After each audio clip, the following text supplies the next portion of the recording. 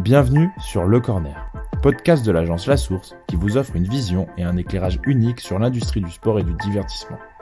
Toutes les 2 semaines, leaders de l'industrie et personnalités du sport partageront leurs visions, leurs astuces et les nombreuses facettes de notre écosystème. Nous vous ferons rencontrer d'anciens athlètes et hauts dirigeants d'organisations sportives, d'entreprises de médias et de technologies, de sponsors et d'agences numériques. Pour obtenir des informations et de nouvelles histoires sur ce qui se passe sur le terrain, c'est maintenant et c'est sur Le Corner.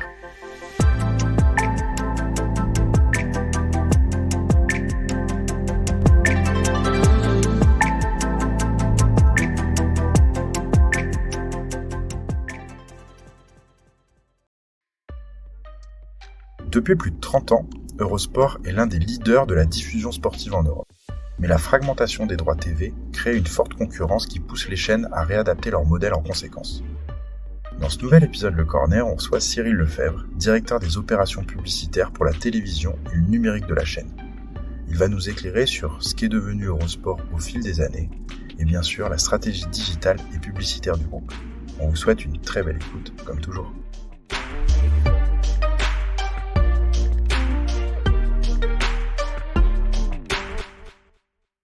Ça fait longtemps qu'on n'était pas venu interviewer des nouvelles personnes. Nous voici de retour pour ce début d'été. Aujourd'hui, j'ai la chance d'accueillir Cyril Lefebvre. Cyril, bonjour, comment vas-tu ? Bonjour, je vais très bien et merci beaucoup pour cette opportunité. Ça me fait très plaisir d'être ici. Eh bien, écoute, nous aussi, on est ravis parce qu'en plus, on va parler aujourd'hui d'un sujet que je crois qu'on n'a jamais vraiment abordé aussi en profondeur dans ce podcast, qui finalement est un sujet assez technique, mais ça c'est juste pour le teasing pour nos auditeurs. Cyril, la première question, c'est la classique. Cyril, est-ce que tu peux te présenter à nos auditeurs qui vont mieux comprendre de quoi on va parler ensuite ? Très bien. Eh bien écoutez, moi je m'appelle Cyril, j'ai 41 ans, 2 enfants, ça fait 16 ans que je travaille chez Eurosport, qui d'ailleurs ne s'appelle plus vraiment Eurosport, appartient à un groupe qui s'appelle Warner Bros. Discovery, qui est un géant des médias, avec beaucoup d'ambition et beaucoup de projets.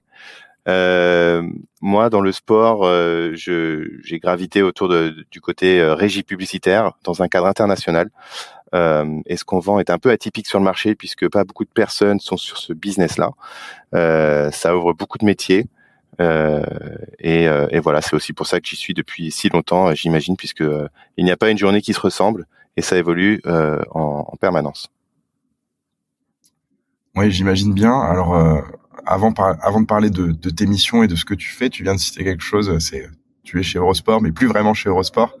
Eurosport, c'est un groupe qui a pas mal navigué sous différents pavillons ces dernières années. Est-ce que tu peux donner un petit peu de contexte aux auditeurs qui n'ont pas forcément suivi ce qui est devenu Eurosport au fil des années ?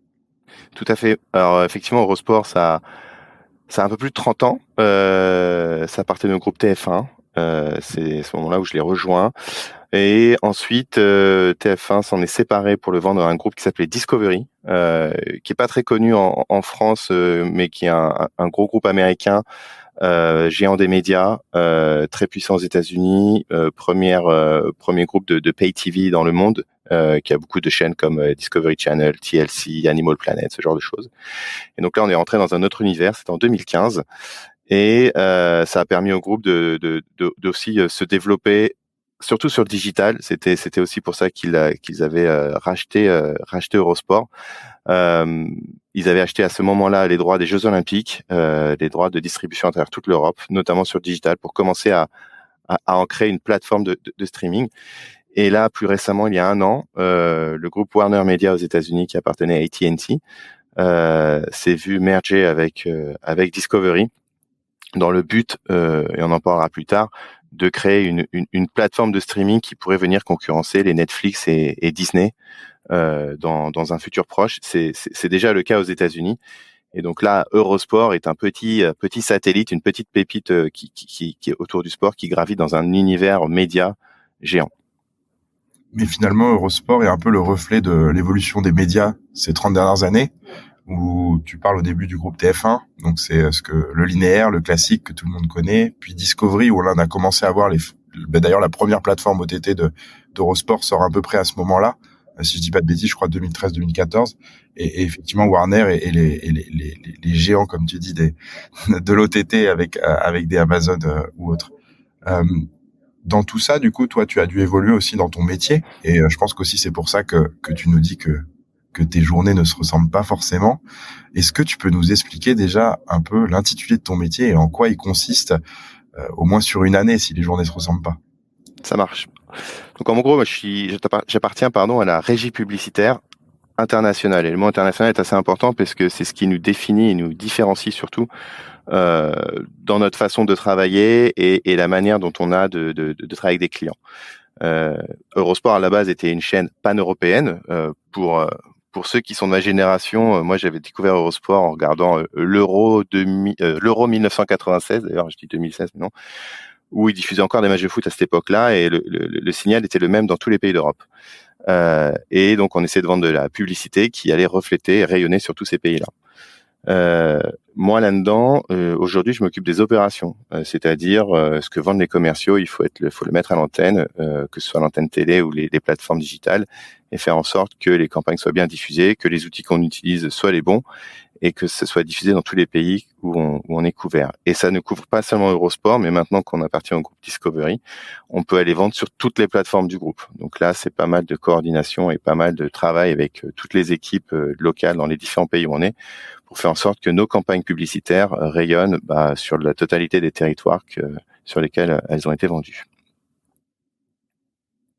Quel est le lien avec la stratégie d'achat des contenus? Il y en a un ou pas du tout? Il y a un lien parce que dans un monde idéal, une acquisition de droits doit pouvoir nous permettre de mieux vendre. Cependant, on n'est pas dans un business où on peut complètement rentabiliser l'achat d'un droit par la publicité. Le premier revenu d'un groupe comme le nôtre, c'est la distribution. C'est les accords que l'on a, par exemple, avec Canal en France pour nous distribuer ou avec les autres pays, les autres opérateurs dans les autres pays. Maintenant, on sait ce que nos clients veulent, on sait ce que nous on veut pour raconter une histoire qui nous permet de vendre des campagnes publicitaires autour du sport notamment parce que c'est notre ADN, c'est l'histoire première. Si je peux reprendre un exemple, on est quasiment à 1 an des Jeux Olympiques de Paris. On commence à beaucoup en parler. Nous, on essaie de vendre quelque chose qui va pas juste s'articuler autour de la quinzaine des JO l'année prochaine, mais une histoire qui va commencer dès maintenant avec ce qu'on appelle un road to. Et le meilleur événement pour démarrer ça, c'est les championnats du monde d'athlétisme qui se passeront cet été en Hongrie. L'entreprise n'avait pas pour stratégie forcément d'acheter ce droit pour diverses raisons, mais nous on a fait le forcing pour se dire c'est quelque chose qui va ancrer le démarrage de toute notre histoire, c'est important de l'avoir. Donc c'est le genre de discussion qu'on peut avoir en interne avec les différentes équipes.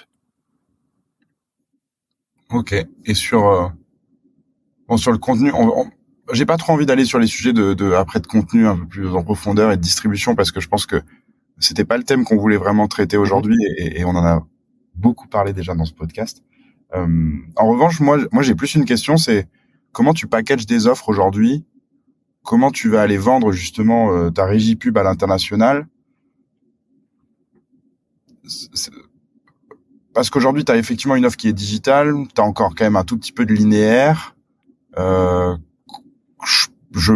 me trompe peut-être, mais je pense que dans le linéaire, on pouvait plus maquiller les chiffres qu'on peut le faire maintenant dans le digital. Peut-être que je me trompe, ou moi naïvement, c'est ce que je me dis. On ne maquille jamais rien. Du moins, je pense qu'on a la technologie qui s'est améliorée. On le fait bien. Ouais. Voilà. Mais donc, du coup, j'aimerais bien savoir comment ça se package tout ça finalement, en termes de business.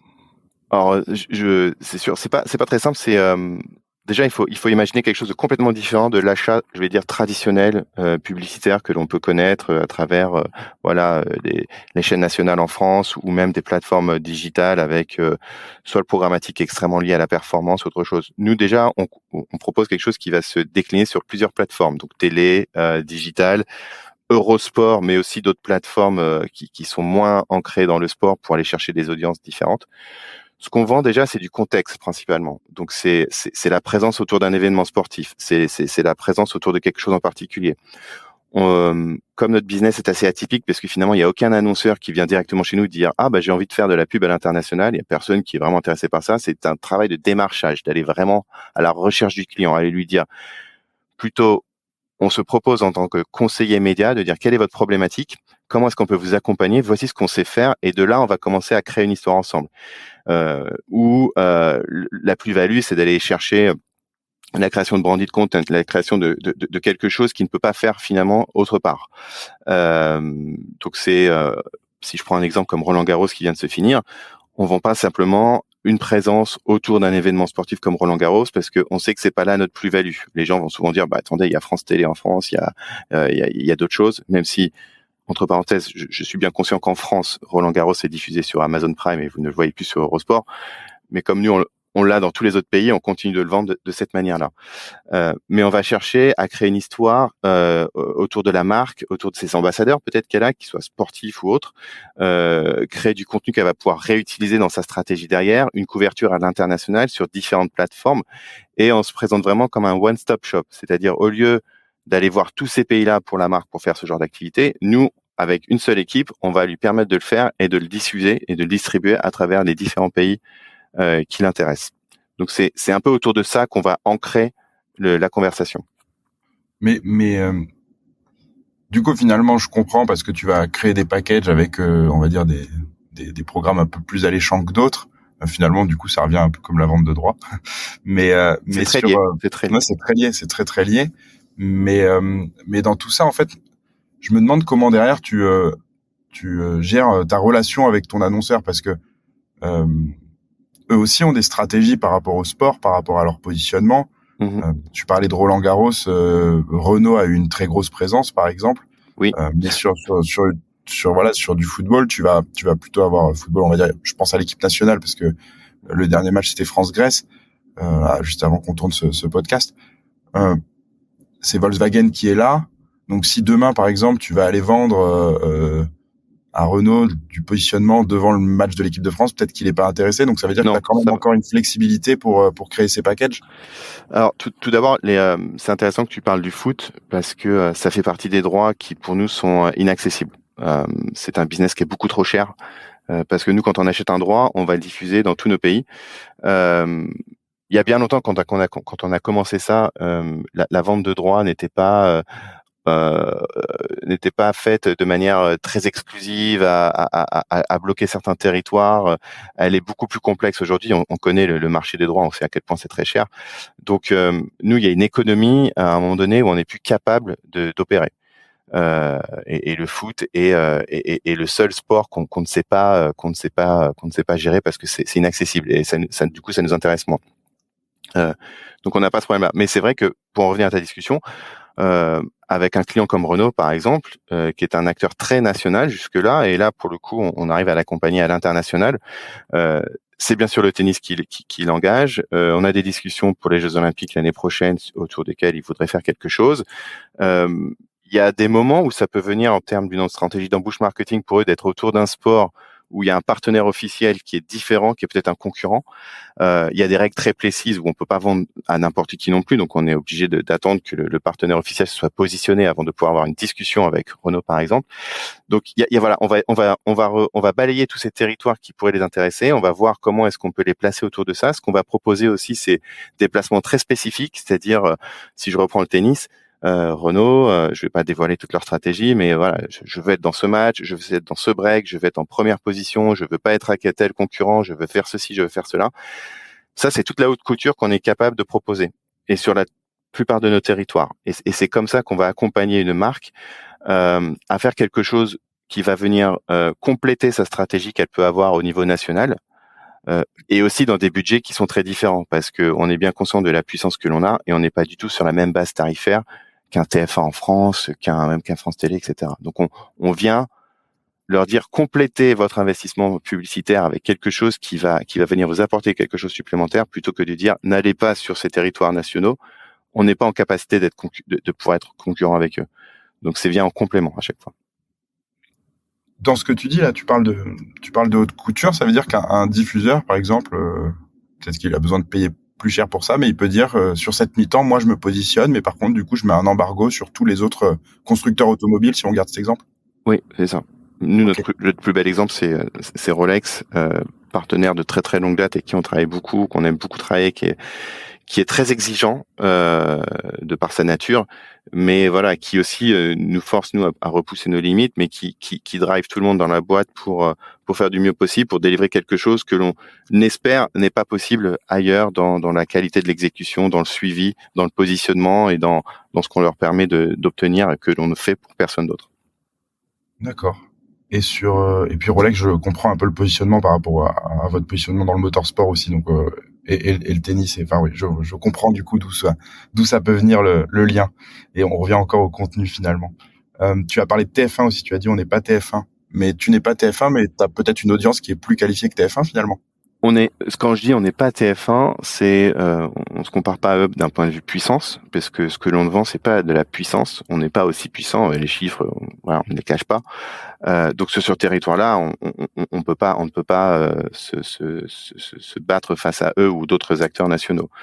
Nous, on vient ajouter une complémentarité à tout ça avec une audience un peu plus qualitative, précise sur certaines cibles, et qui va venir compléter des investissements au niveau au niveau des locaux, qu'ils ont pu faire. Et c'est comme ça qu'on vient s'intégrer dans leur stratégie, dans la stratégie média d'un acteur comme Renault, qui va continuer de communiquer sur les grandes chaînes nationales, mais qui va venir faire quelque chose d'un peu plus ad hoc sur des chaînes comme les nôtres. Je reviens un tout petit peu en arrière parce que du coup, ça me fait me demander c'est quoi vos territoires clés finalement, parce que c'est vrai que Eurosport c'est pas finalement le territoire de prédilection, c'est pas la France. Aujourd'hui, vous avez d'autres territoires où vous êtes finalement meilleurs. C'est quoi vos territoires de prédilection? C'est le Big Five européen. Big Five européen. La France est dedans. Je pense qu'en France, c'est peut-être pas le marché le plus puissant, mais c'est le marché avec le plus qui connaît le mieux la marque, où la marque est bien ancrée. Et c'est notre territoire d'origine, et voilà, on est basé aussi en France. Il y a beaucoup de choses que l'on fait ici, et on est à cœur de continuer à faire en sorte que ce marché soit puissant. Le UK l'est de plus en plus. La marque est beaucoup moins connue, mais Discovery et maintenant Warner ont fait beaucoup de choses pour que on le soit beaucoup plus. Vous l'aurez peut-être entendu, tu l'auras peut-être entendu quand je dis vous, je m'adresse à tout le monde, mais Discovery, c'est lié à BT Sport pour travailler ensemble et créer une nouvelle marque qui s'appelle TNT Sports au UK, et qui va progressivement reprendre tous les contenus Eurosport aussi pour faire quelque chose de beaucoup plus fort, quoi. Donc là-bas aussi, on aura une empreinte plus développée. Et après, l'Allemagne, l'Italie, l'Espagne sont les autres marchés clés en Europe sur lesquels on est très présent. Et je me pose aussi une question, parce que vous avez une grille de programme qui est de plus en plus étoffée. Vous avez un partenariat avec GCN pour les courses de vélo. Oui. Comment ça s'articule? C'est que c'est vous aussi qui allez... vous avez un accord de distribution et c'est vous qui allez vendre après justement tout ce qui va être advertising? C'est le même format? Alors, donc GCN appartient au groupe. On est actionnaire majoritaire, je crois. Et donc on travaille main dans la main avec eux. Ce qu'on va rechercher, c'est que nous, on va leur offrir la puissance de diffusion et de couverture, et eux viennent un peu ajouter tout le côté expertise qu'ils ont, ajouter une base de fans supplémentaire dans l'audience que nous touchons, et pour aller un peu au-delà de la couverture traditionnelle du vélo que l'on peut voir sur d'autres chaînes. Donc ça nous permet d'étoffer vraiment ça. Effectivement, c'est une petite entreprise dans une grosse entreprise. Les règles sont pas toujours claires. Voilà, on est nombreux. Il y a beaucoup de choses.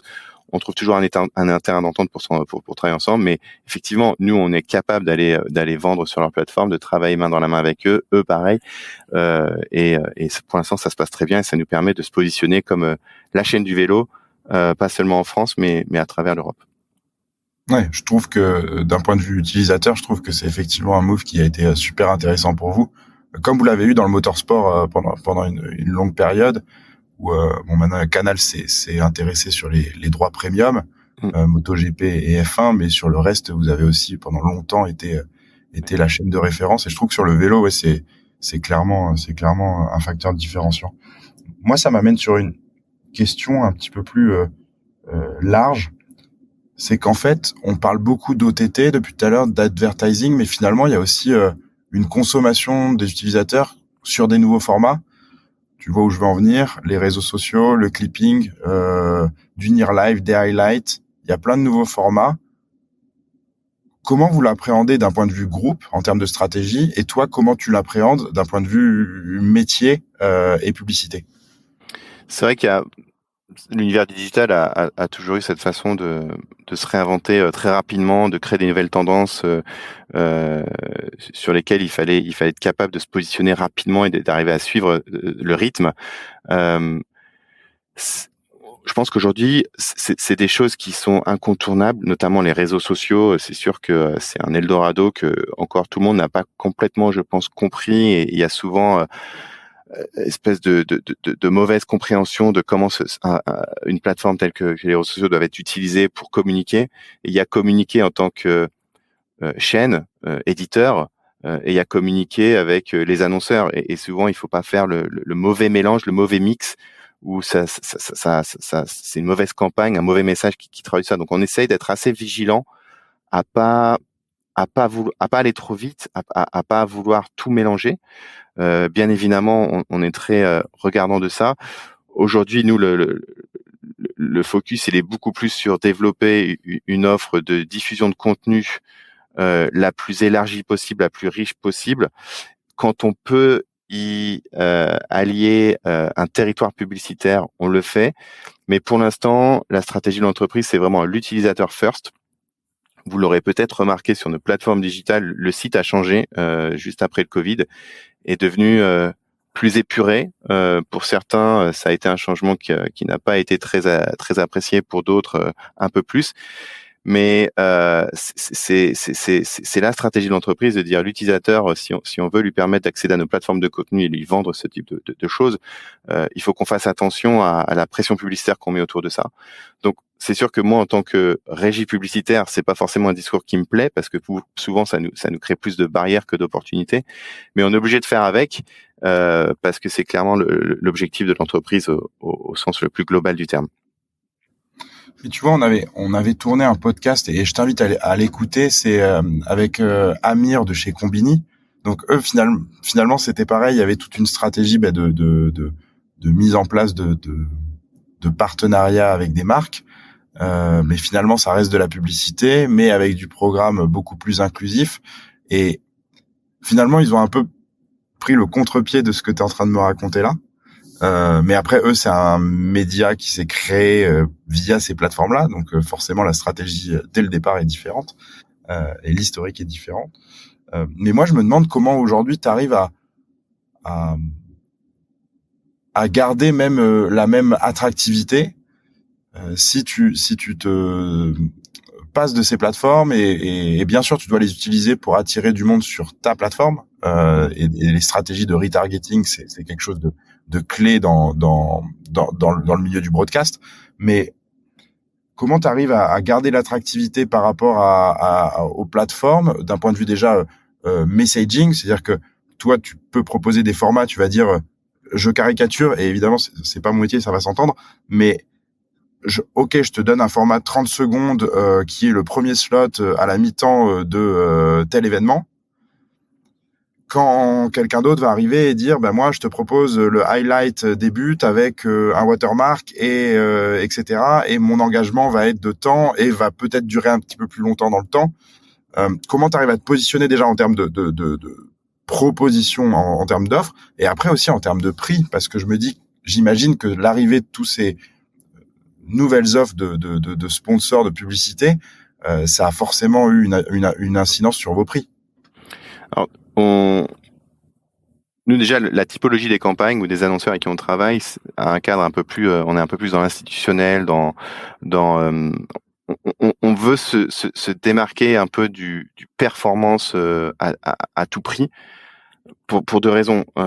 Parce qu'on sait qu'on n'est pas forcément capable d'atteindre les mêmes performances que certains acteurs extrêmement,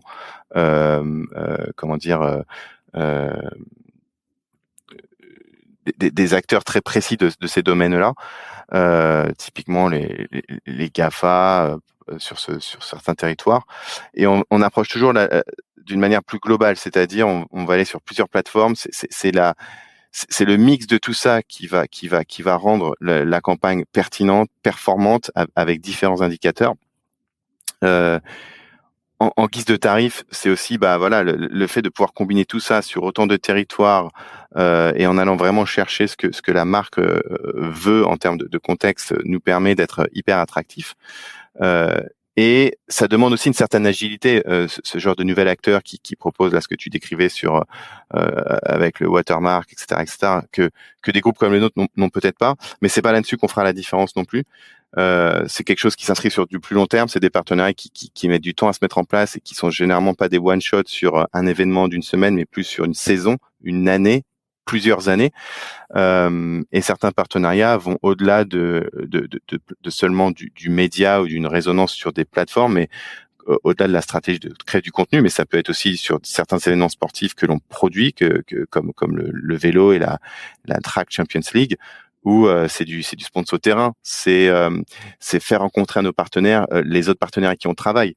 C'est sur des territoires sur lesquels on va créer un événement sportif, de faire rencontrer les communautés locales, les acteurs locaux. Donc ça a vraiment et puis maintenant avec Warner et l'ouverture à tous les studios, tous les films, tout ce que ça découle, des discussions sont sans fin, quoi. Donc c'est là-dessus qu'on va se positionner plutôt que de faire des coups qui semblent être plus l'objet de spécialistes dans ces domaines-là, avec qui on va plutôt essayer de coopérer, d'aller les voir et de se dire tenez, on a une campagne il y a tout ça, et sur le levier là digital ou ce truc-là, nous on ne sait pas faire. Est-ce qu'on peut le faire ensemble, et est-ce qu'on peut trouver quelque chose qui nous va à tous les deux. C'est dans cette optique-là qu'on irait se positionner. Tu parles de coopération, ça veut dire que ta régie finalement a des partenariats avec d'autres régies pour faire des offres complémentaires et des bundles pour les annonceurs? C'est possible, ouais. Plus que des régies, c'est plutôt des providers de solutions, c'est-à-dire une techno qui permet à un format publicitaire d'opérer d'une certaine façon. Donc on va aller les voir, on va essayer de comprendre, et puis il va y avoir un petit rev share, et puis on va travailler ensemble. Ça nous permet de nous proposer quelque chose d'un peu plus ad hoc à notre annonceur. Et puis la techno, elle, d'avoir accès à souvent des campagnes qui sont beaucoup plus larges et rémunératrices. On l'a testé avec Rolex aussi, sur Continue Change, sur leur stratégie mobile, où on s'est dit, ça, on sait pas faire, mais par contre, vous nous dites que vous savez faire avec tel acteur, on va voir avec tel acteur comment est-ce qu'on peut faire. Maintenant, nous, on va vous offrir le territoire, la résonance, le savoir-faire que vous nous connaissez, et ensemble, on peut produire quelque chose. Tu as cité quelques marques depuis le début de ce podcast. C'est quoi les dernières campagnes, toi, qui t'ont marqué, que ça soit dans la façon dont le deal s'est créé ou même dans le résultat final?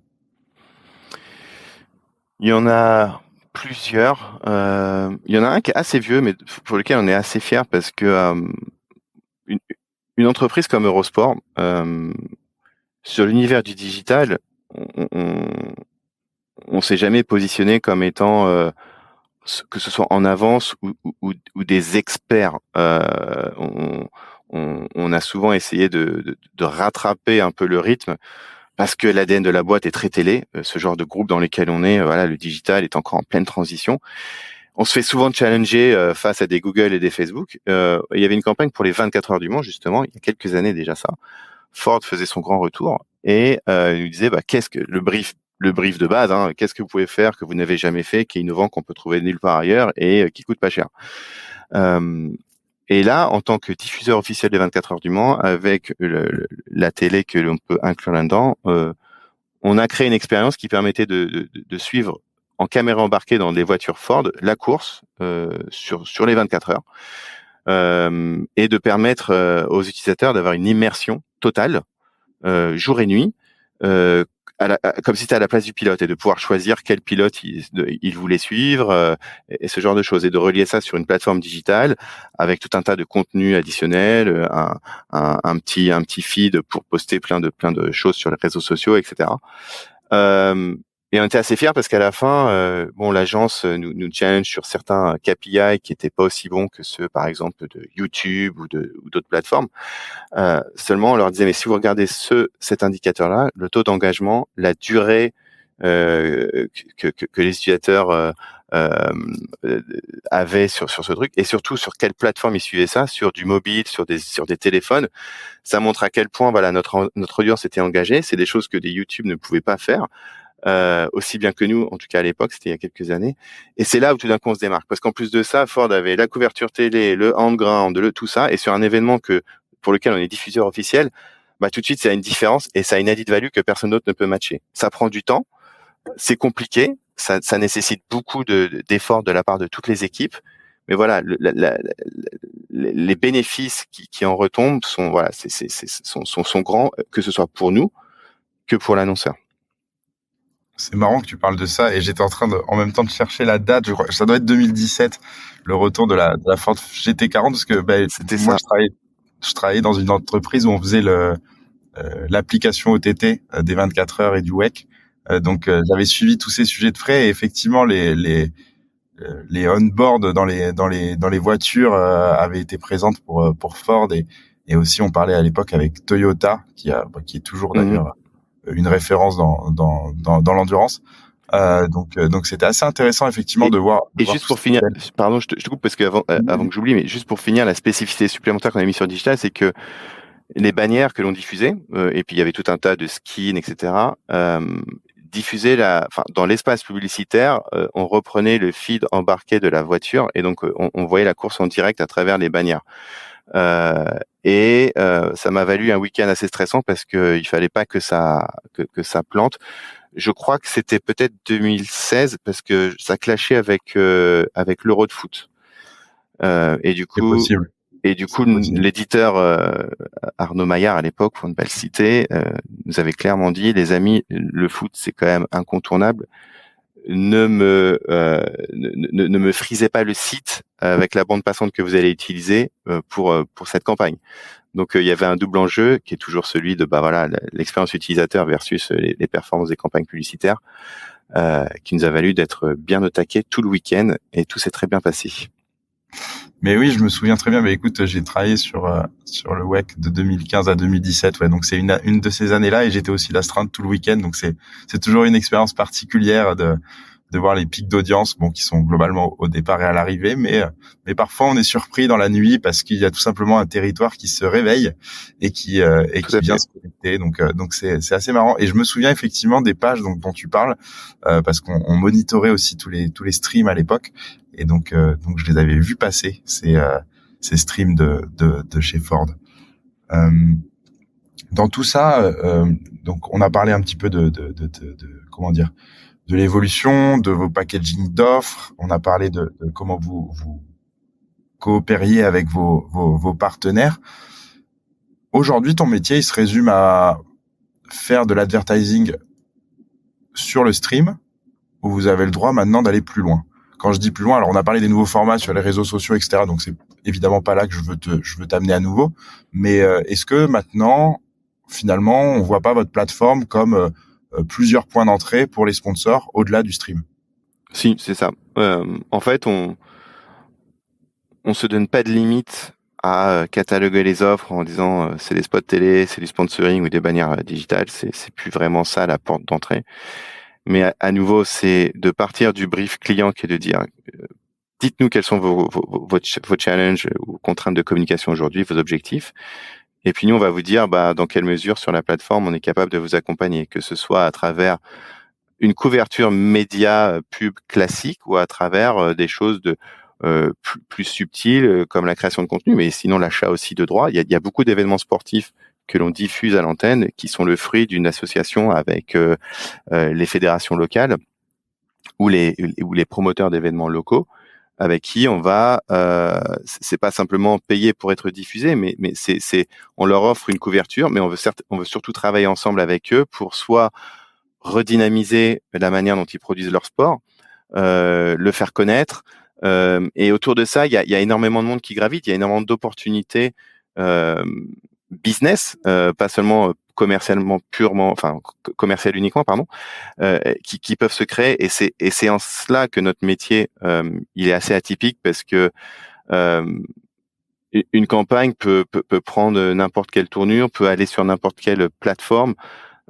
peut ne pas ressembler du tout à une campagne publicitaire, mais au final ça reste un investissement pub sur notre groupe de plateformes pour pousser un message, pour aider à grandir une association, une fédération, une marque, un projet. Et du coup, il y a énormément de points d'entrée qu'on peut explorer ensemble. Ça me fait penser à la TCL, tu l'as rapidement mentionné. C'était ça, ouais. La Track Cycling Champions League. Voilà. Et donc là, par exemple, c'est avec l'UCI. Donc vous avez discuté avec l'UCI. Tout à fait. Pour essayer de positionner leurs sponsors, leurs partenaires et leur donner plus de visibilité. C'est bien ça? Tout à fait. On a une cellule chez Eurosport qui s'appelle maintenant Discovery Sports Events. La cellule Events. Le but, c'est quoi? C'est sur ce type de partenariat d'accompagner une fédération de A à Z sur la promotion d'un sport. Et là, sur le vélo, où on se positionnait déjà comme étant la chaîne du vélo, on se dit, il y a quelque chose qu'on pourrait tester ensemble, de faire un espèce de format un peu Champions League, ultra télévisé, une compète dans un vélodrome, où ça peut être assez sympa à produire, à diffuser à l'antenne, ou plus simple. Ouais, c'est simple de streamer d'un vélodrome qu'une course de 200 km, je crois. Oui. Ça demande moins d'hélico. En termes de logistique, mais voilà. Mais c'est typiquement avec l'UCI de se poser, de dire voilà, qu'est-ce que vous en pensez, qu'est-ce qu'on pourrait faire, travailler ensemble. Et donc là où on s'inscrit, c'est que on va essayer d'opérer la chaîne de A à Z. On se présente vraiment comme promoteur.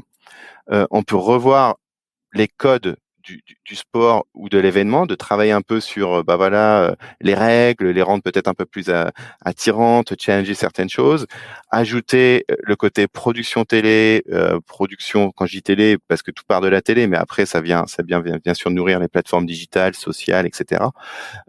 Et le côté publicitaire là-dedans, c'est que les marques, on a un gros partenariat avec AWS là-dedans parce que ils nous aident énormément technologiquement. Ça leur permet eux aussi de tester leur techno. Derrière, ils communiquent aussi. Et c'est ce type de partenariat sur lesquels on travaille. Et donc moi, mon rôle derrière, je vais pas jusqu'à faire en sorte que tout se passe bien sur le terrain parce que ça c'est d'autres équipes, mais en tout cas que la résonance médiatique qui est donnée à cet annonceur soit la bonne. Parce qu'on va créer des sections particulières sur le site, on va créer d'autres contenus pour eux, on va les mettre à l'antenne, on va les mettre sur les plateformes sociales, on va les mettre sur les plateformes digitales. Mais voilà, le deal part de là. Et après, s'inscrit comme un deal média plus classique à gérer. J'imagine que c'est le genre d'initiative qui plaît aux Américains et au groupe plus large qui est en train de se former, de créer ce type de programme. Oui et non. Au tout début, tout comme la découverte d'Eurosport quand Discovery nous a racheté, la première chose qu'ils se sont dit, c'est waouh, qu'est-ce que c'est que ce truc? C'est finalement assez compliqué parce que eux le voyaient de l'angle plus américain, des 4 ligues majeures là-bas qui sont distribuées, qui sont quand même faites pour la télé entre guillemets, c'est-à-dire qu'en plein match de basket, vous allez prendre un temps mort parce qu'il faut partir en pub. Et parce que le break de pub était prévu.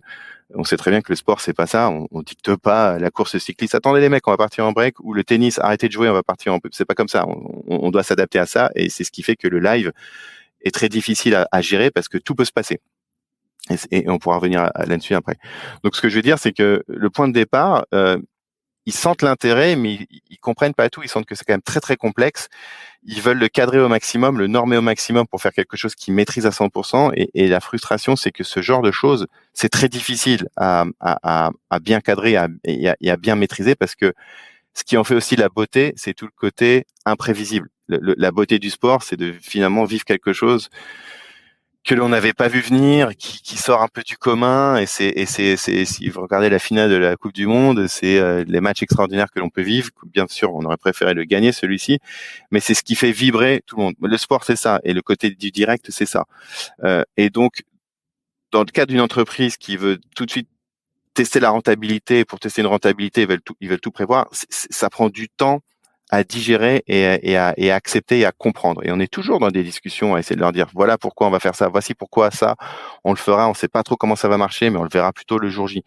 Et c'est toujours une prise de risque. Donc c'est en cela où le premier sentiment avait toujours été assez réticent à se dire est-ce que ça en vaut vraiment la peine, parce que derrière, il faut bien imaginer qu'il y a beaucoup de personnes, il y a beaucoup de coûts engagés, et on voit souvent les coûts avant les retombées, les bénéfices, et on a envie de serrer ça au maximum. Donc ça demande plusieurs années de tests quand je dis test, c'est de vivre l'événement et de les faire vivre ça du cœur de l'événement pour se rendre compte que ce savoir-faire, euh, c'est vraiment notre ADN, c'est vraiment quelque chose que peu d'autres personnes sont capables de proposer. Créer un événement, le produire, le diffuser, le distribuer, le vendre de A à Z, il y a peu de personnes qui le font sur le marché aujourd'hui. Ouais, je pense que c'est effectivement ça qui est intéressant. Et quand on voit les nouvelles initiatives qui sortent, je pense forcément au padel parce que c'est un sport encore récent, on va dire au moins dans son rayonnement international. Il était déjà très populaire dans certains pays, mais maintenant il a un rayonnement international. C'est pareil, si demain tu arrives à maîtriser la chaîne de valeur, donc pour l'instant il y a encore deux tournois, mais ça risque d'évoluer très vite. On peut imaginer effectivement que c'est intéressant d'avoir toute la chaîne de valeur. Je me pose aussi une question et je suis en train de commencer à dériver un peu ma pensée sur le fait que vous allez être un groupe et un peu sur le futur, on va dire, du groupe. Oui. Aujourd'hui, on a beaucoup parlé de contenu live et tu m'as d'ailleurs tendu une perche en me disant on peut revenir dessus parce qu'effectivement le live, tout peut se passer. Oui. T'entendais quoi par là? Ça veut dire qu'il y a des moments où il faut adapter ta communication au dernier moment? Oui, parce que si je reprends vraiment le cadre publicitaire, qui était le point de départ, un annonceur, on lui promet une campagne, il achète un certain... alors nous, on est dans le contextuel, donc ça va plus être un volume de présence, plus et à cela, et forcément, il veut savoir quelle puissance il va en tirer, c'est sûr. Et donc, un événement sportif, si on reprend le tennis, Roland-Garros, qui s'est très bien passé, on a eu de la chance, il n'a pas plu, les matchs ont été plutôt bien. Mais un match de tennis, ça peut durer 1h30, c'est comme ça peut durer 8 heures. Comment est-ce qu'on construit notre inventaire publicitaire là-dessus? Parce qu'on n'en sait rien. Donc on est obligé de prendre un parti pris, de se dire, on va imaginer que le match va se faire en 3-7 de 6-4. On va construire les présences publicitaires de cette façon, ça va nous dégager un inventaire et voilà comment on va commencer à le remplir. Et c'est comme ça qu'on construit nos offres. Quand le match est plus long, finalement, c'est plus d'inventaire à délivrer. Donc il faut trouver une manière de le diffuser, enfin de le délivrer intelligemment. C'est pas offrir 3 fois plus de présence que l'on a vendu à notre annonceur, parce que sinon on fait pas un très bon ROI. Mais si le match est plus court, c'est l'inverse, c'est de dire mince, finalement Nadal, parce que c'était souvent l'exemple que l'on prenait, mais 6-2, 6-1, 6-0 à son adversaire, en 1 heure c'était plié, et du coup on a la moitié de l'espace publicitaire qui n'a pas été diffusé. Qu'est-ce qu'on fait? Donc c'est comment on travaille de manière dynamique tout au long d'un tournoi pour vraiment avoir anticipé le mieux ces scénarios, l'espace que l'on peut faire, l'adapter en permanence. Et souvent quelque chose qui n'est pas bien compris à l'extérieur, c'est pourquoi est-ce qu'on oblige les gens à nous livrer leur plan média, à avoir tout de ficelé au moins une semaine à l'avance. C'est parce qu'après, tout le travail qui va être fait va être un travail d'horloger, va être un travail très manuel, qui va se faire même pendant la diffusion, pour aller bien replacer les bons éléments publicitaires au bon endroit, parce que le contexte, c'est ce qu'on a vendu une nouvelle fois. Si Rolex voulait être dans la demi-finale homme sur le 3e set, au 4e break, machin, il faut qu'on soit là. Et ça change tout le temps. C'est impossible de savoir que ce sera à 16h08. On n'en a aucune idée. Et donc, c'est une énorme machine en jour J qui se crée. Mais au final, notre partenaire vient pour être au cœur de l'événement, au plus proche de l'action. Et c'est ce qu'on lui doit. Et donc c'est pour ça que c'est une énorme machine et que le direct, tout peut arriver, parce que encore une fois, des matchs de tennis, c'est le meilleur exemple. On n'en a aucune idée, aucune certitude sur comment le match va se diffuser. Le joueur se blesse, l'année dernière, Zverev se blesse, boum, end of the game. Qu'est-ce qu'on fait? C'est autant de scénarios qu'il faut anticiper. Mais comment ça se passe d'un point de vue contractuel avec ton annonceur si tu n'as pas diffusé ce qui était prévu? Ou inversement, t'as du contenu en plus à mettre, ça veut dire que tu compenses. Enfin, comment ça marche d'un point de vue opérationnel? Alors, contractuellement, donc on s'engage sur une volumétrie de présence, spots, bannières, etc. à diffuser. On va faire en sorte qu'on va y arriver. Donc on va peut-être discuter avec l'antenne en direct en disant, écoutez, là, ce qui serait bien, c'est que vous fassiez un segment, de repartir en break pour nous permettre d'avoir encore 1 minute 30 à pouvoir diffuser, parce qu'on a 2 spots de 30 secondes à passer pour tel client, et puis on en diffusera un autre à côté. Donc c'est autant de négociations que l'on a tout le temps, un bras de fer avec l'antenne en permanence, pour créer une expérience téléspectateur ou utilisateur sur le digital qui soit la plus fluide possible et la plus liée à l'action du sport, tout en permettant de diffuser toutes nos campagnes publicitaires. Donc, il y a des débats, on va dire, très sympas en permanence en interne pour justement faire valoir ça. Si jamais on est dans l'impossibilité d'y arriver et que c'est parce qu'il y a un cas de force majeure que l'on peut difficilement contourner, les sports d'hiver par exemple, si tout d'un coup il y a une tempête de neige pendant toute la semaine de la compétition, l'événement n'a pas lieu, on peut pas forcer la campagne à être diffusée. Donc là, on va discuter avec le partenaire, on va trouver un autre terrain d'entente, on va peut-être l'accompagner sur un autre territoire à un autre moment. C'est en cela où l'engagement que l'on a avec eux contractuellement offre aussi beaucoup de souplesse, et ils l'entendent aussi quand ils viennent travailler avec nous que voilà, c'est des choses qui peuvent arriver et qu'au final, on va toujours arriver à délivrer quelque chose qui était proche de ce qu'ils avaient, proche ou sinon mieux que ce qu'ils avaient signé. Et ça veut dire que l'annonceur paye la facture qu'à la fin? Je rentrerai pas dans le thème, mais à tout moment, souvent à la fin, mais finalement le paiement en lui-même, c'est important, c'est sûr. On préfère être payé pour ce qu'on fait que pas.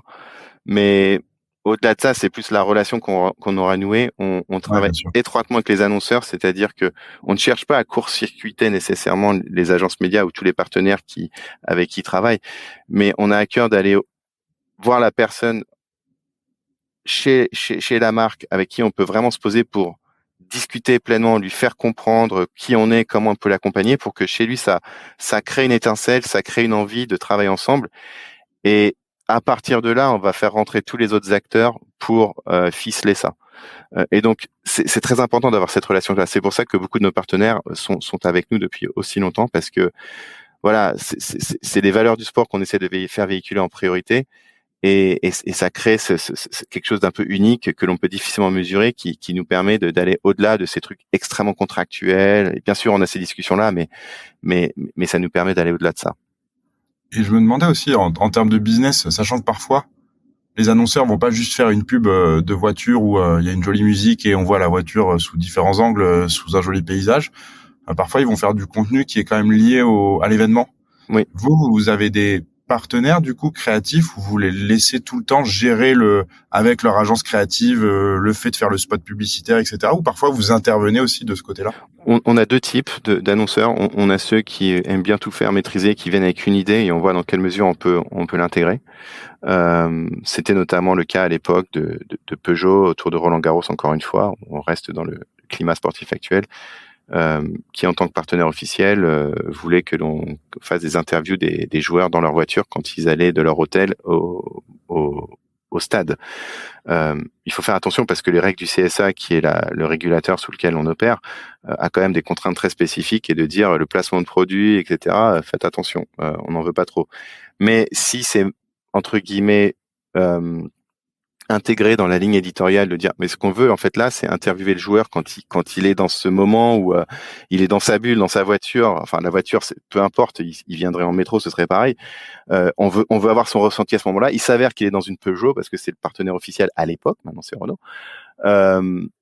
Et du coup, on voit naturellement la voiture qui s'inscrit dans le programme. Pour le téléspectateur, il se rend même pas compte que c'est une campagne publicitaire, alors qu'en fait, c'est un partenariat qu'on a avec Peugeot de le faire. Et ça offre quelque chose éditorial qui a une valeur ajoutée, qui est intéressant de voir dans quel état d'esprit est Djokovic quand il est à 10 minutes d'arriver à Roland-Garros, et de se dire c'est une demi-finale, je joue Nadal, il faut que je sorte un match d'anthologie. Ouais, je pense que même pour l'utilisateur final, l'expérience est vachement plus cool, quoi. T'es pas juste en train de regarder une pub. Et voilà, c'est pas la Peugeot, boum, c'est la nouvelle 208 électrique, ceci, cela, voilà, ça, là, ils le savent. Mais c'est plutôt, sans le savoir, ils sont à l'intérieur de ça.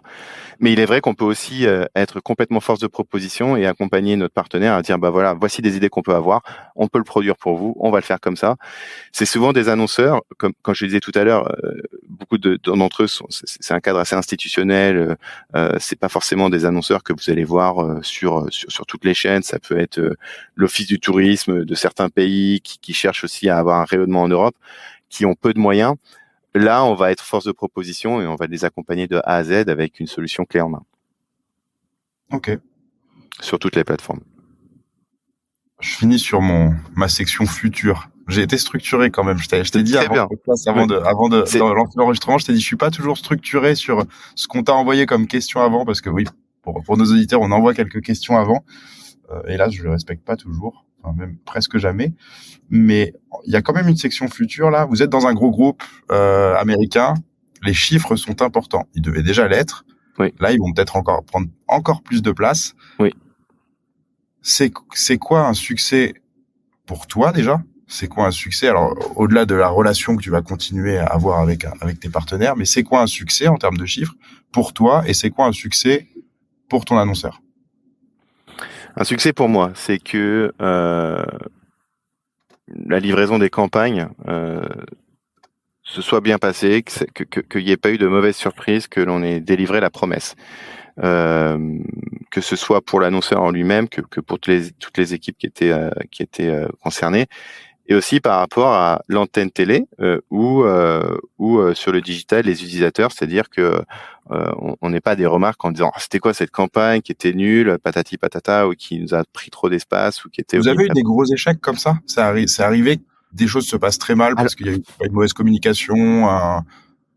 Oui, parce que que ce soit sur la télé, un gros débat qu'on avait l'an dernier avec l'antenne, c'était que entre deux jeux, on avait une certaine durée à diffuser, qui était jugée un peu trop longue pour l'antenne, parce que le risque était de revenir un peu trop tard sur l'action, et que la première chose à faire, c'est de ne jamais manquer la moindre seconde d'une action. Gros débat, parce qu'en plus à Roland-Garros, ça va très vite, les changements de côté, alors qu'à l'US Open de tennis, je pense que le diffuseur a un peu plus de pouvoir sur l'organisateur pour faire en sorte que les joueurs ne reprennent pas le match avant que on soit revenu de coupure publicitaire. Donc ça, c'est un gros débat, et en plein tournoi, on a dû revoir ces durées-là, et ça a mis en péril la plupart de l'inventaire que l'on avait, et on a dû jouer des coudes pour pouvoir diffuser toutes les campagnes. Donc ça, c'est un enjeu qu'on peut avoir. Sur le digital, on le sait très bien, les retours peuvent être assez forts et assez agressifs parfois, parce qu'on entend plus souvent des gens se plaindre que des gens dire c'était génial, j'ai adoré cette campagne publicitaire. Ça n'existe pas. Donc on part déjà d'un a priori négatif en permanence. Donc c'est comment est-ce qu'on arrive à gérer ça, à faire un peu le tri entre juste l'énervé de service qui de toute manière, ça sera toujours comme ça, ou quelque chose qui a vraiment eu un impact. Et donc essayer de le mesurer, et c'est toujours un peu le débat. On en a de moins en moins parce qu'on a pris quand même le parti pris de faire quelque chose de beaucoup plus épuré sur les plateformes digitales aujourd'hui. Mais voilà, c'est aussi un enjeu de faire en sorte qu'on a, moi, mes interlocuteurs, c'est l'antenne, l'annonceur, le chef de la régie, faire en sorte que la campagne soit bien livrée, faire en sorte qu'à la fin de l'année, on ait atteint l'objectif. D'un point de vue de corporate, ils regardent bien ça, ils regardent le fait qu'on arrive à créer aussi un terrain de croissance, qu'on arrive à surtout livrer ce qu'on avait promis. Ça, je pense que c'est assez intéressant, la vision, on va dire, anglo-saxonne là-dessus. C'est ils peuvent entendre. Bien sûr, ils sont très portés sur l'objectif, et plus l'objectif est gros, plus ça les intéresse, c'est certain. Mais ce qu'ils détestent aussi, c'est ça nous est arrivé une fois de dépasser l'objectif. On pensait tous qu'on allait recevoir des éloges. Mais comme on ne leur avait pas dit, que ça n'avait pas pu être anticipé dans les forecasts financières et dans tout le travail qui s'ensuit, ça les avait un peu pris de court. Et du coup, ça, ils n'avaient pas aimé, par exemple. Alors bien sûr, c'est moins pire que d'être à moins 20% de l'objectif, c'est certain. Mais il y a cette rigueur du chiffre à se dire, si tu me dis que tu vas faire 120, tu fais 120. C'est pas 121, c'est pas 119, c'est 120. Et si tu sais que tu vas faire 121, tu me le dis dès maintenant. Donc voilà, c'est ça qui drive tout. Et comme tu le disais, c'est bottom line, c'est le chiffre. C'est où est-ce qu'on va atterrir. Maintenant, derrière, comment on y arrive, c'est à vous de jouer. Donc voilà, c'est tout ça qui résonne dans nos KPI, on va dire. Ça a un impact sur votre poids en termes d'audience, là, le rachat? Parce que tu vois, on parle de l'accord avec BT, etc. Toi, aujourd'hui, déjà, là, dans tes offres, tu as déjà réadapté des choses en disant, bah, maintenant, on est capable d'adresser plus de monde, on est capable d'être plus puissant dans le messaging? Alors, on attend de voir aussi, parce qu'on est, pour pas trahir de secret, on ne sait pas encore exactement à quel niveau va se porter ce nouveau portefeuille qu'on a au UK. On va voir. Et nous, à nouveau, d'un point de vue ce que l'on promet aux clients, on ne vend pas une audience, on vend pas une performance, on vend pas du GRP par exemple en télé. On va vendre un contexte, un savoir-faire en termes d'exécution, de présence et tout. Forcément, l'annonceur veut savoir combien de personnes il va toucher, mais on essaye de le mettre un peu au second plan. Aussi parce que si un annonceur vient exclusivement pour toucher un maximum de gens, en fait, il tape à la mauvaise porte. Parce que si vous voulez toucher un maximum de gens en France, il faut aller sur TF1, M6, etc. Il faut pas aller sur Eurosport. On le sait. Mais si vous voulez toucher... Ça marche, Cyril, Pardon ? Ou sur TikTok. Ça marche si on va sur TikTok. Et oui, mais par contre là, c'est une autre typologie d'audience. Et l'audience TikTok, elle est puissante, mais pour certains annonceurs, des annonceurs qui arrivent avec cette question-là. Bien sûr, parce que beaucoup eux voient les réseaux sociaux comme nouvel Eldorado. Qu'est-ce qu'on fait ? Il faut y aller. Et des fois, ça fait du sens. Oui, votre marque, le message, ce qu'on peut créer ensemble s'y adapte, mais il faut pas aller sur ces plateformes-là, comme on le disait avant, en martelant, bam, cochonou, manger du saucisson. Je prends un exemple complètement débile, c'est pas du tout ça, et j'ai rien contre cochonou, j'aime beaucoup le saucisson. Mais c'est se dire, c'est peut-être pas la meilleure façon de faire valoir vos valeurs de marque. Et puis nous, on prend quand même parole pour vous. Et donc, du coup, on y est tous perdants. Donc, il faut réfléchir. Mais c'est pas simple parce que je pense que les réseaux sociaux, ça reste quelque chose d'assez complexe, qui bouge très vite. Les utilisateurs sont très engageants dans les côtés positifs comme les côtés négatifs du terme. Et donc, il faut faire attention. Il faut faire quelque chose qui ait du sens pour eux avant que ça ait du sens pour la marque. Et ça, c'est pas forcément facile à le dire dans une négociation commerciale. Ça veut dire que tu peux refuser, toi, une campagne parce que le messaging est pas bon, parce que ça colle pas aux valeurs du groupe? On ne refuse jamais rien, mais on va trouver une autre solution, on va dire. C'est-à-dire, on va essayer de trouver un autre angle. On va essayer c'est pas forcer la main, mais c'est de raisonner l'annonceur. Et comme ça s'inscrit toujours dans un package un peu plus large de solutions médias que l'on propose, on va trouver un autre terrain qui sera peut-être un peu plus approprié. Voilà. Mais on va pas faire du forcing. On l'a fait au tout début, comme beaucoup. On s'est vite aperçu que ça ne marchait pas, que c'était dévalorisant pour tout le monde.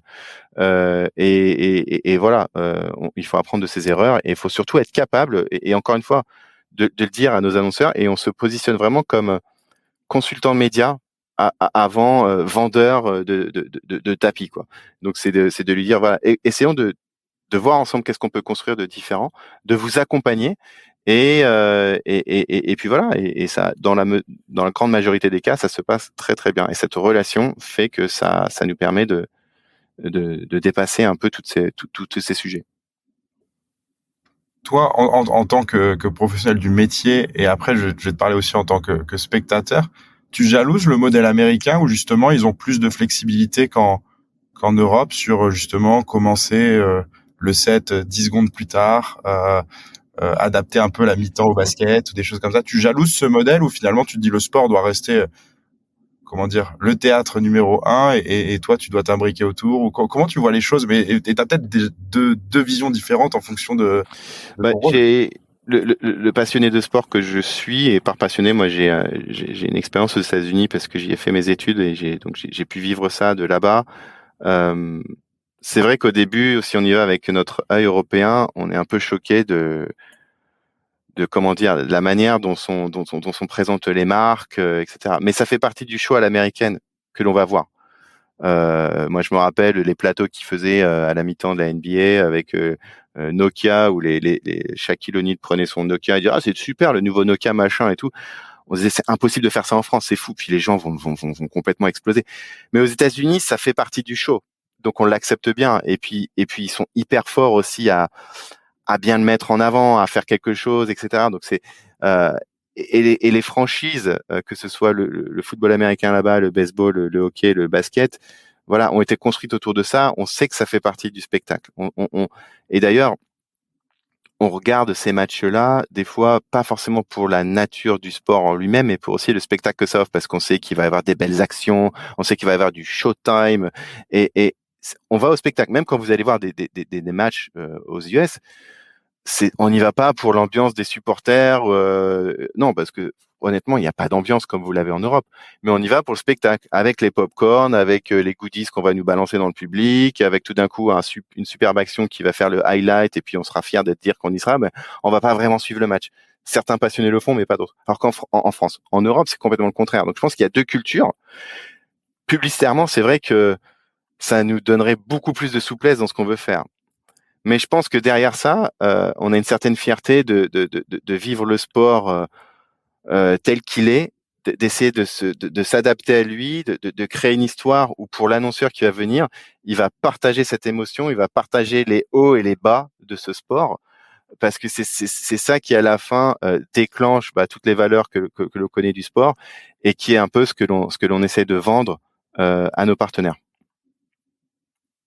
Est-ce que j'ai été clair, ou est-ce que je t'ai complètement noyé une réponse commerciale? Très clair, et je réfléchis en même temps, mais je me dis que oui, tu as raison, et je pense qu'effectivement il y a un biais culturel, et à la fois j'étais en train de me dire, parfois on a quand même à apprendre du modèle américain, alors pas dans tout, mais au moins sur le fait de se dire que ce n'est que du sport, et que c'est drôle aussi justement d'avoir un mec qui à la mi-temps s'amuse avec un téléphone, comme tu le dis.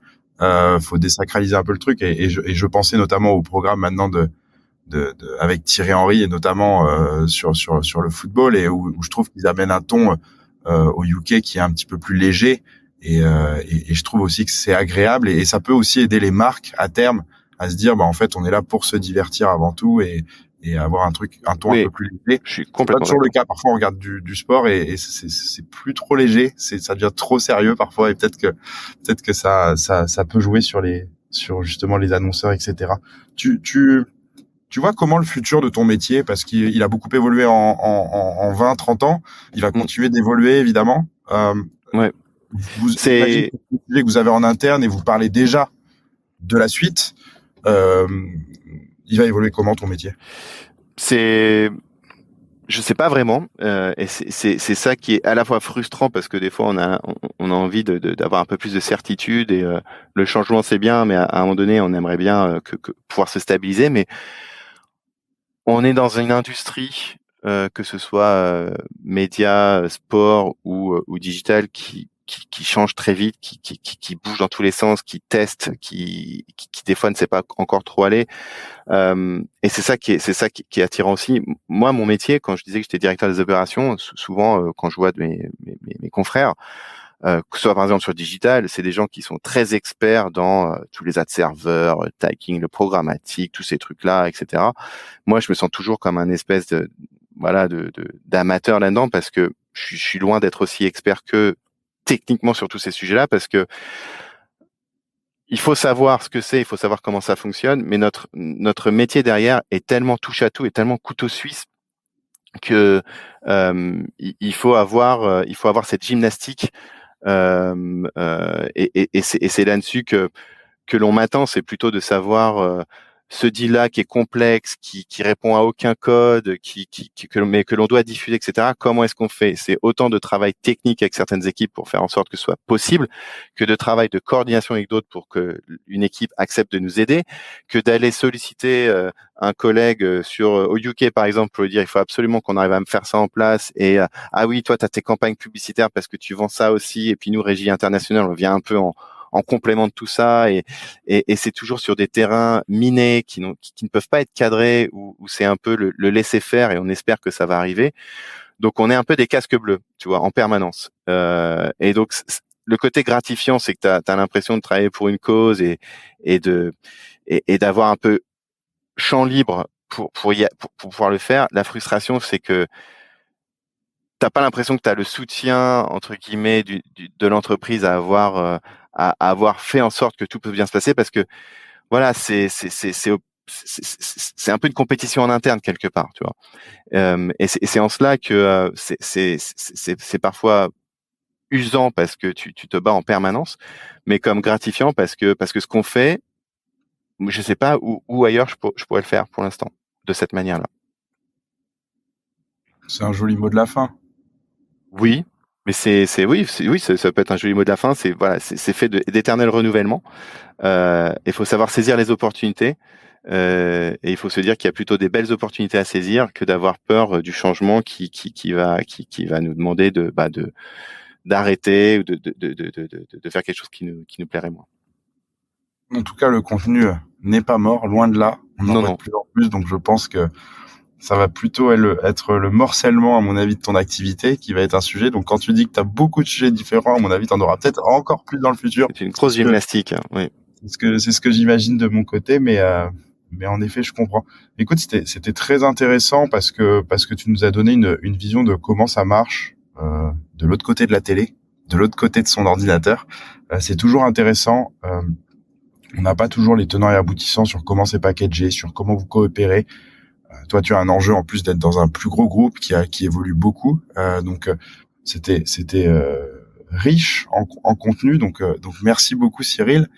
Et on a l'habitude de finir par une question. Alors, c'est marrant parce que, pour nos auditeurs, on envoie toujours un petit édito, comme j'ai dit, avec quelques questions. Et Cyril, en fait, il a répondu à l'édito. Donc, c'est marrant. Donc, j'ai lu les réponses. Je suis un bon élève. Tu as été un très bon élève. Mais je me rappelle plus de ce que j'ai répondu, donc il va falloir que je me souvienne. Écoute, c'est très bien. Moi, je peux te rappeler. C'est juste que la dernière question, c'est on te demande si tu as un livre, un film, une série à recommander. Enfin, d'ailleurs, quelque chose en fait à recommander à nos auditeurs. Et ta première phrase, c'est je regarde n'importe quoi à la TV et depuis que j'ai des enfants, je m'endors au bout de 20 minutes. Oui, donc, je dis que tu allais peut-être pas nous recommander un programme télé, mais je te laisse aux recommandations. Sans surprise, moi, la série Netflix Drive to Survive, au-delà d'être très bien faite et donner ouvrir les portes sur le monde de la F1, le côté, ultra compétition, tout change, une saison va très vite, on se prépare 10 mois pour quelque chose qui peut tout basculer au bout de 2 courses. C'est assez révélateur de l'industrie dans laquelle on est. C'est-à-dire qu'il faut se battre en permanence, il faut essayer d'être innovant, et c'est un peu l'état d'esprit, mais au bout du compte, c'est extrêmement passionnant, c'est ça qui nous fait vibrer, c'est extraordinaire. Et puis après, dans un cadre beaucoup plus léger, moi j'utilise souvent, et puis j'ai beaucoup aimé ce film-là, Forrest Gump et l'analogie sur la boîte de chocolat où on sait jamais de quoi demain sera fait. C'est un peu vrai aussi, et c'était ce que tu disais avant dans la conclusion, c'est si on savait exactement comment ça allait se passer, si on avait réponse à tout, je pense qu'on s'embêterait tous énormément, surtout dans ces métiers-là. Donc, il faut savoir que cette prise de risque, ce changement qui plaît pas forcément, on n'est pas tous faits pour vivre dans du changement en continu. Moi, le premier. Mais finalement, ça nous fait grandir. Il y a toujours une bonne expérience à avoir. Et c'est dingue ce qu'on vit parce qu'aujourd'hui, on a accès à tellement de contenu. L'utilisateur va avoir le choix de faire tellement de choses. Il y a tellement d'histoires à raconter pour les annonceurs que on n'est qu'au début, je pense, de beaucoup de choses. Alors, je suis entièrement d'accord avec toi et je n'ajouterai rien sur Forrest Gump. En revanche, sur Drive to Survive, as-tu vu la première saison de celle sur le Tour de France? Pas encore. Je me la réserve je dis toujours ça, pour un moment un peu plus calme. Mais j'en ai entendu du bien, donc j'ai hâte. Il y a des moments calmes dans la pub, ça existe? Non, jamais. Mais on a toujours envie que ça se calme. Mais non, ça ne se calme jamais. Il n'y a plus de saison où on peut se poser et penser à autre chose. Il y a toujours quelque chose à faire. Et c'est ça qui est sympa aussi. Voilà. J'en doute pas. Mais je regarderai avec grand intérêt, quoi. Mais j'attends le Tour de France aussi pour me mettre vraiment, tu sais, moi c'est le contextuel encore une fois, donc tant qu'on n'est pas pleinement dans le vélo, on sort du tennis et des 24 heures. Mais ça va arriver très vite, effectivement. Ouais, il te reste 10 jours parce que on est le jour de la fête de la musique pour nos auditeurs aujourd'hui. Effectivement. Donc ouais, regarde-la parce que c'est assez intéressant. Ils ont vraiment repris le format Drive to Survive. Je trouve ça assez chouette tout ce qui montre là-dedans. Donc ouais, tu m'en diras des nouvelles. Écoute, merci beaucoup Cyril. C'était un plaisir de tourner cet épisode qui dure un peu, mais parce qu'on avait plein de choses à échanger et je te souhaite une bonne continuation. Merci beaucoup David, merci à tous et à très vite, avec plaisir pour revenir. Bonne journée. Salut. Ça y est, vous êtes arrivé à la fin de cet épisode. On espère que vous l'avez apprécié et si c'est le cas, n'hésitez pas à lui donner 5 étoiles sur votre plateforme d'écoute préférée. En attendant, vous pouvez toujours visiter notre site internet www.lasource.io pour en savoir plus sur nos activités ou tout simplement vous abonner à notre newsletter pour recevoir le meilleur de l'actualité, sport et tech chaque mois dans votre boîte mail. Et je vous dis à bientôt pour un nouvel épisode Le Corner. Le Corner.